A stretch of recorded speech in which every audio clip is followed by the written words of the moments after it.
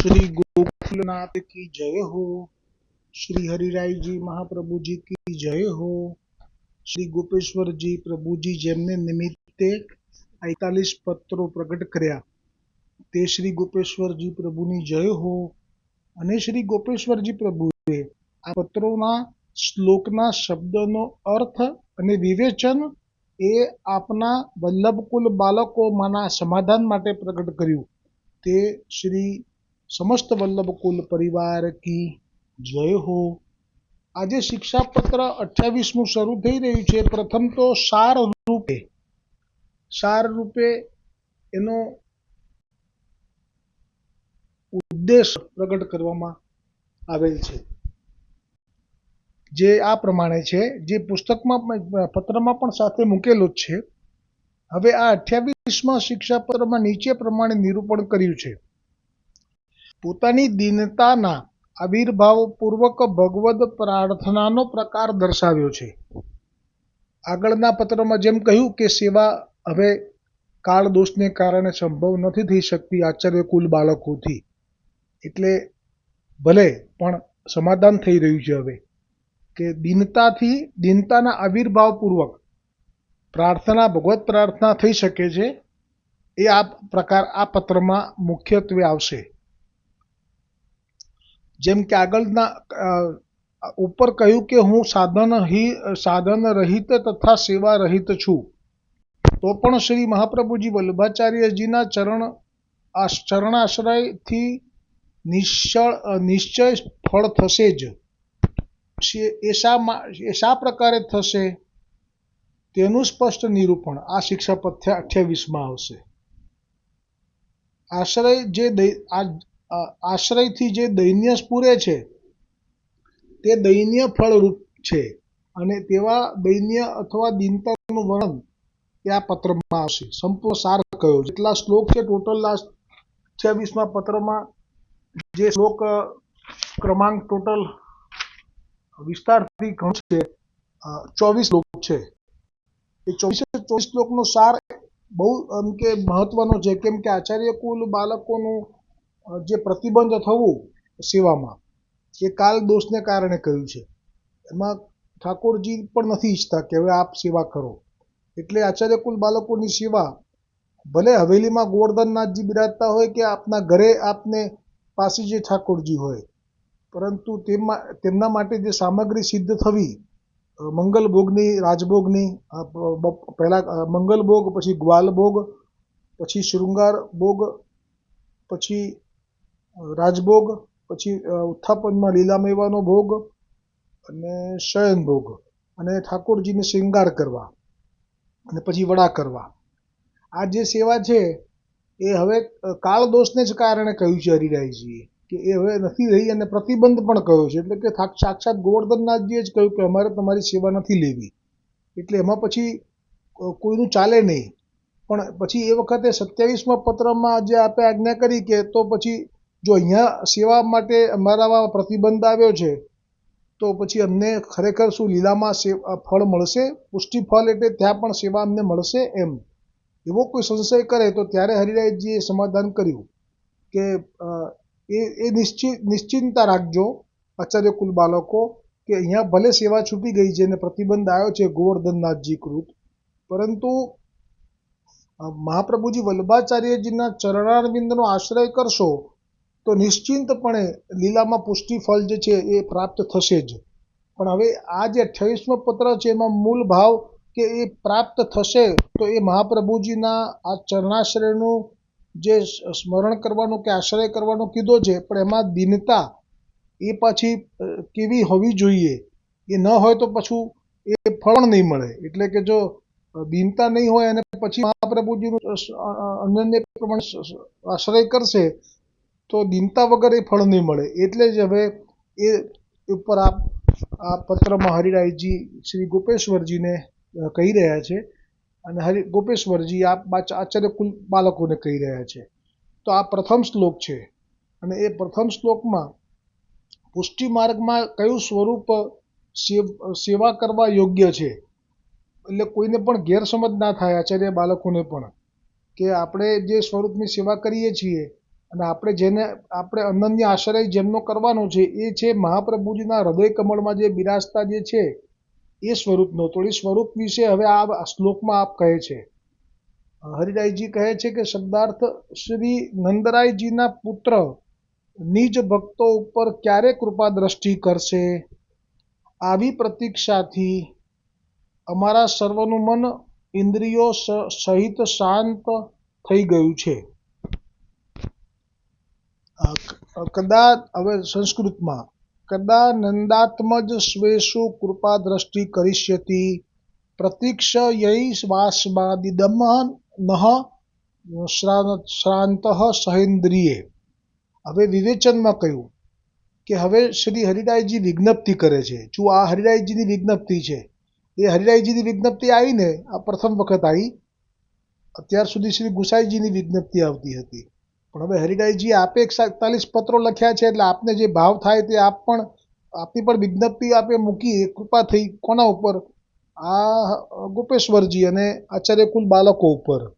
કારણ કે આપ જ્યારે વિજ્ઞપ્તિ કરે ગુસાઈજી, વલ્લભ અને હરિરાયજી, તો એ વિજ્ઞપ્તિ એ આચાર્યકુલ બાળકોએ આવી કરવી કે આથી નજીક કરવી, જેથી એમનો પણ સમાધાન થાય.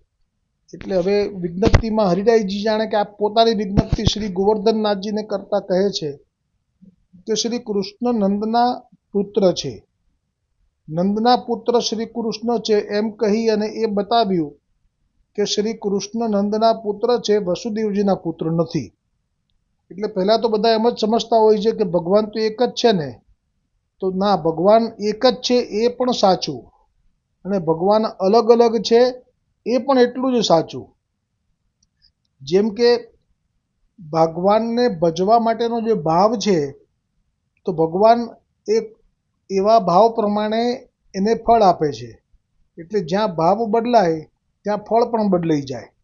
એટલા માટે ભગવાન એક જ છે, પણ ભગવાનના ભાવ પ્રમાણેના સ્વરૂપ જુદા જુદા છે. અને પુષ્ટિ માર્ગનો ભાવ એ પતિ ભાવ છે. એટલે પુષ્ટિ માર્ગના માટે જો પતિ તરીકે ભાવ છે, તો પછી એ નંદના પુત્ર જે કૃષ્ણ છે એ જ એમને સેવવા યોગ્ય છે. અને જે મથુરા અને દ્વારકાના જે કૃષ્ણ છે એ પતિ તરીકે સેવવા યોગ્ય નથી. એ ચરણોની ભક્તિ આપી શકે, શીતલ ભક્તિ સુધીનું દાન કરી શકે, એવું આપનું આમાં કહેવું છે. એટલે કહે છે કે શ્રી કૃષ્ણ પુષ્ટિમાર્ગ માટે શ્રી કૃષ્ણ નંદના પુત્ર છે અને વસુદેવજીના પુત્ર નથી પુષ્ટિમાર્ગ માટે. કારણ કે આ પુષ્ટિમાર્ગમાં શ્રી નંદરાયજીના પુત્ર એ સેવ્ય છે. શ્રી નંદરાયજીના ભાવાત્મક રસાત્મક લીલા વિશિષ્ટ શ્રી કૃષ્ણ શ્રી પૂર્ણ પુરુષોત્તમ જ પુષ્ટિમાર્ગમાં સેવનીય છે. તો આવું જે કહ્યું નંદરાયજીના ભાવાત્મક રસાત્મક લીલા વિશિષ્ટ, એવું એટલે કહ્યું કે વ્રજના જે કૃષ્ણ છે એ ત્યાં એ મર્યાદા નથી રાખતા. એટલે જે ખુલ્લા ચરણે આપે ગોચરણ લીલા કરી, તો મથુરાજી આપ જ્યારે 11 વર્ષ પછી તો ક્યારે પણ ખુલ્લા ચરણે આપે એ ભૂમિ પર પગ નથી રાખ્યો, ચરણ નથી પધરાયા. પછી અહીંયા તો આપે ઉચ્છંખલ લીલા કરી. અને જેમ કે નંદરાયજીની જે લીલા જોઈએ તો એ શાલિગ્રામની સેવા કરી રહ્યા હતા. પછી આ નેત્રો બંધ કરી અને શાલિગ્રામજીનું ધ્યાન કરી રહ્યા હતા. તો ઠાકોરજીએ જઈ અને સેવાના કક્ષમાં જોયું કે આ તો નેત્રો બંધ છે અને એ શાલિગ્રામજીના માટે હું ઘરમાં પ્રત્યક્ષ છું અને આ શાલિગ્રામને ભજી રહ્યા છે. એટલે શાલિગ્રામને ઠાકોરજીએ આપના મુખમાં જ પધરાવી દીધેલા. પછી જ્યારે નંદરાયજી જાગ્યા ત્યારે જોયું તો આ શું? પછી આપણે જાણ્યું અને પછી આપણે એમના મુખમાંથી પાછા લીધા. પણ એવું આવી લીલા મથુરામાં નથી કરી. મથુરામાં વસુદેવજી જે એમનો સેવાનો કક્ષ હતો ત્યાં જે કરતા એમાં આપ આવી રીતે નથી ગયા. એટલે જે પુષ્ટિ લીલા છે એ માત્ર વ્રજમાં છે.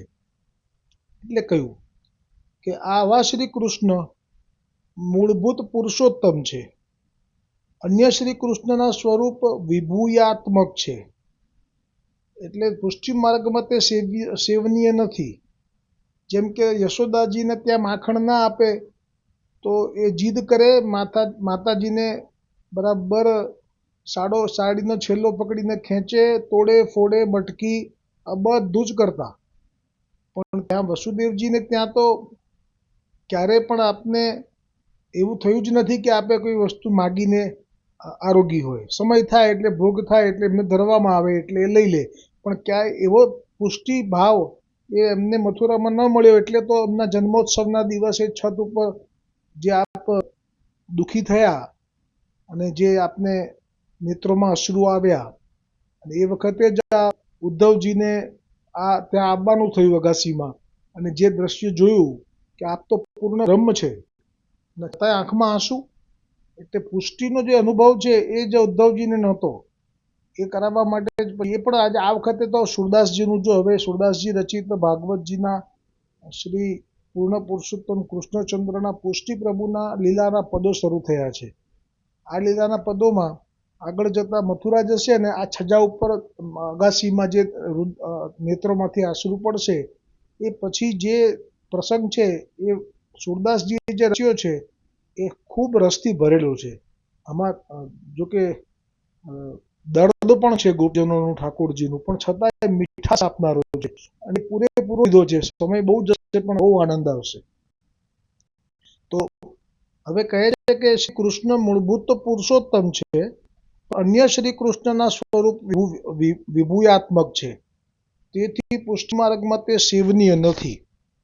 ને એટલે જ જુઓ ને, ગોપીજનોને વચન આપીને આપ જ્યારે મથુરા પધાર્યા તો મથુરાને અને નંદગામની વચ્ચે કે અંતર જ નથી વધારે તો, પણ છતાંય ગોપીજનોએ ક્યારે વ્રજ છોડી અને મથુરાના મહેલમાં જઈને દર્શન કરી લેવા એવી ઈચ્છા ક્યારેય કરી નથી. કેટલી ચતુર કહેવાય! ગોપીજનો અભણ છે, પણ સામે બે ભાવ એમના એવા છે કે જે ખરેખર વલ્લભે કહ્યું ને કે ગોપી પ્રેમની ધ્વજા, એટલે જ કહ્યું કે મથુરા શા પાસે હતું ને વિરહ શાંત કરવા માટે એ દર્શન કરવા કેમ ના ગયા? તો એના બે ભાવ મુખ્ય, કે એક તો અમારા ઠાકોરજીએ ઈચ્છ્યું છે કે અમે ત્યાં ના જઈએ, એટલે જ અમને એવું કહી દીધું કે અમે પાછા આવવાના છીએ. તો પાછા આવવાના છીએ એવું જૂઠું બોલ્યા એની વેદના છે, પણ એ પ્રેમને કારણે છે. વચન ખોટું ઉચ્ચાર્યું એના કારણે નથી. કારણ કે વિરહ એ તો વિરહી જાણી શકે ને.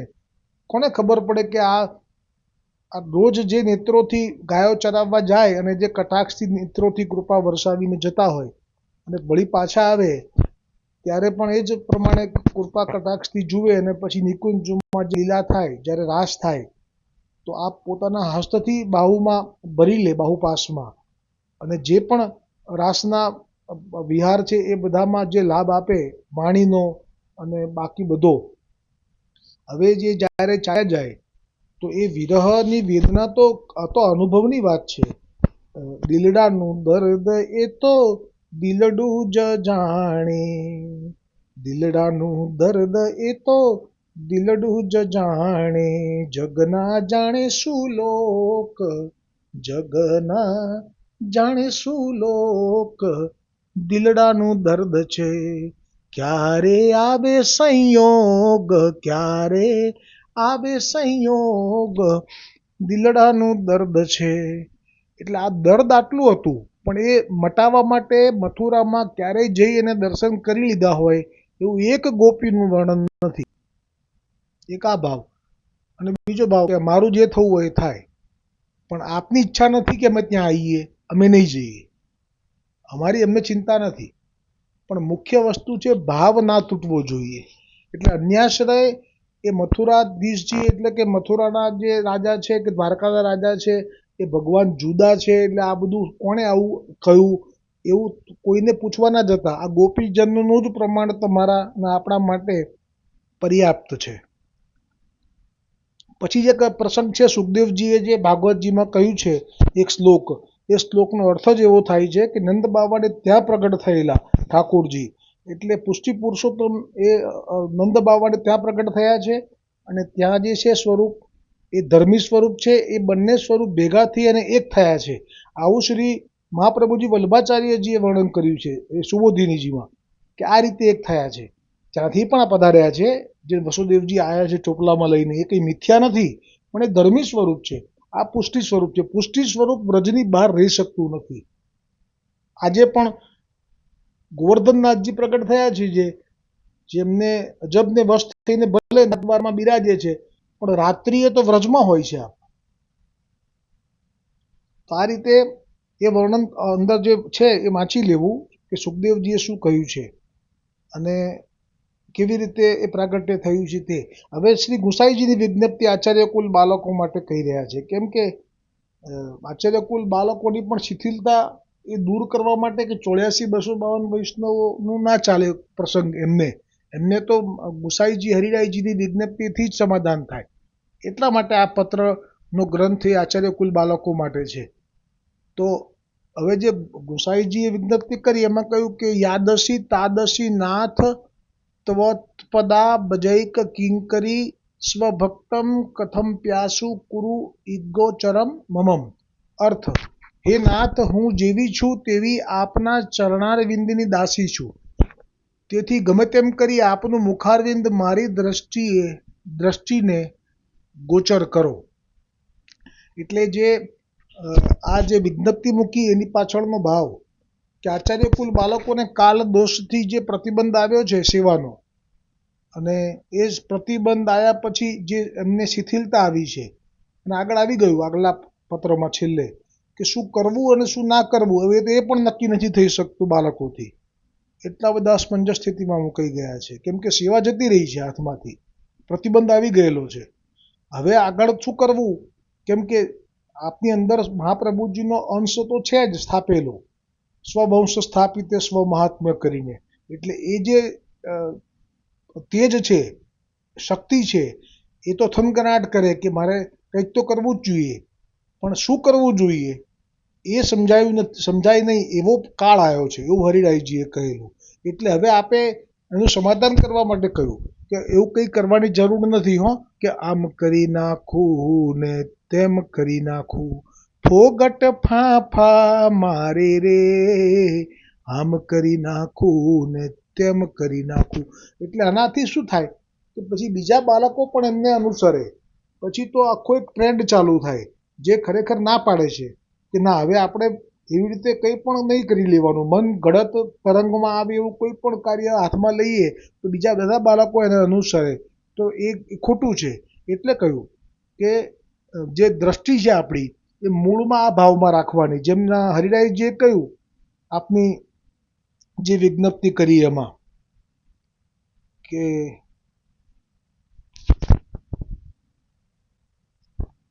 કે શ્રી નંદના પુત્ર છે એમ કરીને જે વિજ્ઞપ્તિ કરી એ પુષ્ટિ માર્ગમાં સેવ્ય છે. તો આ જે ગુસાઈજીએ વિજ્ઞપ્તિ કરી એમાં ગોપીજનનો ભાવ જે છે એ પ્રગટ કર્યો કે હે નાથ, હું જેવી છું તેવી આપના ચરણારવિંદની દાસી છું. એટલે તેથી ગમે તેમ કરી આપનું મુખારવિંદ મારી દ્રષ્ટિને ગોચર કરો. એટલે જેમ વૈષ્ણવોને 84-252 આજ્ઞા કરવામાં આવે છે કે અનુસર થાય, તો ઠાકોરજી હવે જે લીલા કરશે એનું સ્મરણ કરવું, ચિંતન કરવું, તો એ સેવાનો પૂરો આનંદ મળે, વિપ્રયોગનો પણ આનંદ મળે. અને અહીંયા આચાર્યકુલ બાળકોને કહ્યું કે ભલે કાળ દોષને કારણે સેવા નથી થઈ શકતી, પણ અન્યથા બીજું કંઈક નવું ઊભું કરવાની જરૂર નથી, પણ મનોમન આપણા ઠાકોરજીને આ વિજ્ઞપ્તિ કરી શકાય કે હે નાથ, હું જેવી છું તેવી આપના ચરણારવિંદની દાસી છું, તેથી ગમે તેમ કરી આપનું મુખારવિંદ મારી દ્રષ્ટિને ગોચર કરો. આ સાથે આ પ્રથમ શ્લોક અહીંયા વિરામ પામે છે. બીજો શ્લોક આવતીકાલે આવશે. બોલો શ્રી ગોકુલનાથ કી જય હો, શ્રી હરિરાયજી મહાપ્રભુજી કી જય હો, જેમને નિમિત્ત પત્રો પ્રગટ કર્યા તે ગોપેશ્વરજી પ્રભુજી કી જય હો, જેમને નિમિત્ત ગોપેશ્વરજીએ અર્થ અને વિવેચન પ્રગટ કર્યું તે આચાર્ય કુલ બાળકોની પણ જય હો.